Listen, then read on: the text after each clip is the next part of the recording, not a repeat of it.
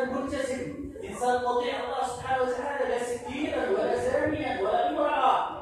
إذن هذه الشروط التي تؤخذ في رؤية هلال رمضان. معاشر المسلمين، كان رسول الله صلى الله عليه وسلم يبشر أصحابه بقدوم شهر رمضان.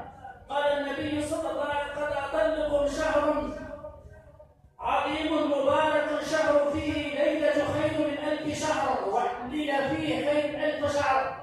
هذا بفضله.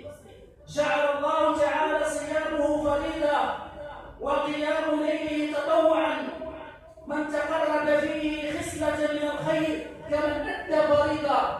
بل الإنسان اللي يعمل فيه خصلة من الخير، حاجة خير يعملها الإنسان سوى قولا أو أفعالا، كمن أدى فريضة بهذا الشهر. ومن أدى فريضة فيه كمن أدى 70